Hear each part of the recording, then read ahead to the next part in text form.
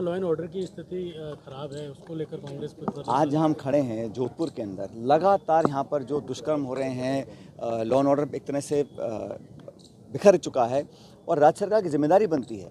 अब आज भी मैं देखता हूँ केंद्र सरकार तो मनमोहन सिंह जी को कोसती है कि 10 साल पहले यूपी सरकार ने ये किया वो किया, लेकिन आपके हाथ में लॉ एंड ऑर्डर है और ऐसा कोई जिला नहीं है जहाँ पर डकैती, बलात्कार, दुष्कर्म, तमाम तरह के एंटी सोशल एलिमेंट्स अपने पैर पसार रहे हैं और सरकार नाकाम है।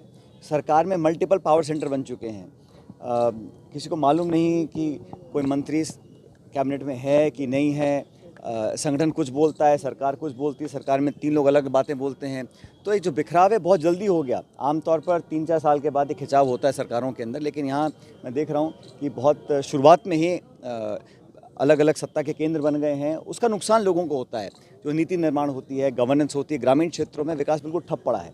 जिनके वर्क ऑर्डर हम देख गए थे उन कामों को भी नहीं करा पा रहे हैं। तो मिसमैनेजमेंट भी है और मुझे लग रहा है कि भारतीय जनता पार्टी से लोग बहुत जल्द उनका मन उठ चुका है।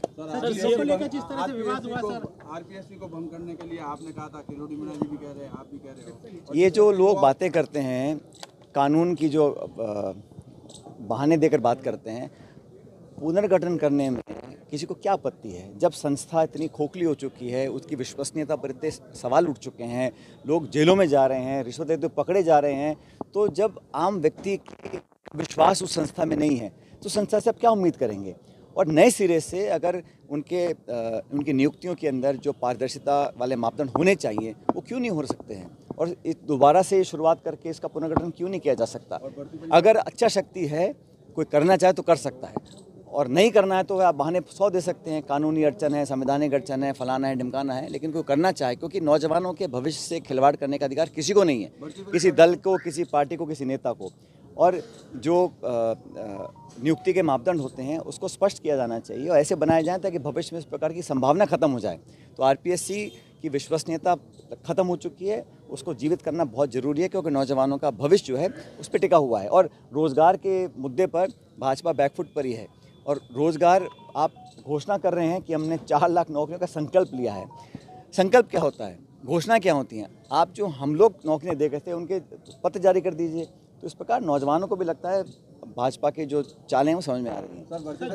भजनलाल शर्मा विदेश यात्रा पर है, कांग्रेस सवाल भी खड़े कर रही है कि कोर्ट की तरफ से एक था कि विदेश जाएँ तो आप पूछ के जाएँ या आप कोर्ट को बता के जाएँ। ये कानूनी मामला है, इसमें और कोई देगा, लेकिन मैं तो इतना जानता हूँ कि जो प्रदेश है वो प्राथमिकता होनी चाहिए और यहाँ का जो निर्वाचित सरकार, कोई भी सरकार हो, वो जनता के वोट से चुनकर आती है।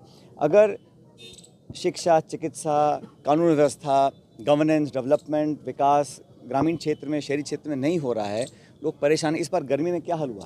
पानी, बिजली की इतनी किल्लत पहले कभी नहीं देखी और गर्मी हर साल पड़ती है। तो प्रबंधन की इच्छा शक्ति की, ब्यूरोक्रेसी के ऊपर अपना प्रभाव रखने की कमी सरकार में मुझे साफ दिखाई दे रही है। जिस तरह से बयान है जिलों को लेकर एक अंतर्विरोध बीजेपी में पैदा हुआ, आप किस तरह से देखते हैं? मैंने पहले ही कहा ना, वो अलग अलग बातें अलग अलग लोग बोल रहे हैं, किसी को सच हकीकत पता ही नहीं है।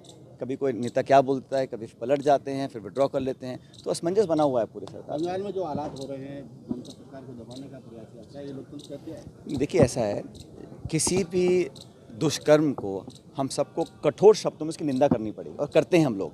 किसी सरकार हो, कोई शासन प्रशासन हो, लेकिन बच्चियों के साथ बलात्कार हो रहा है और जिस बर्बरता से किया गया उसको कौन सही मान सकता है? मैं तो कहता हूँ उस पर उचित कार्रवाई होनी चाहिए। सुप्रीम कोर्ट ने उस पर संज्ञान लिया है, सीबीआई जांच कर रही है, राज्य सरकार भी कर रही है, मिलकर उसका समाधान हो, ताकि भविष्य में इस प्रकार की घटनाएं अगर होती रहेंगी तो सभ्य समाज के लिए बहुत ही खतरे की घंटी है और ऐसा होना नहीं चाहिए। किसी भी देश प्रदेश में कहीं पर भी नहीं होना चाहिए। सर, ऑडियो टेपिंग मामले में राज्य सरकार ने सुप्रीम कोर्ट में अर्जी देते हुए केस वापस लिया है सर, जांच को लेकर क्या कुछ कहेंगे सर? आप क्या तो सरकार बताए कि उन्होंने क्यों किया, किस लिए किया है।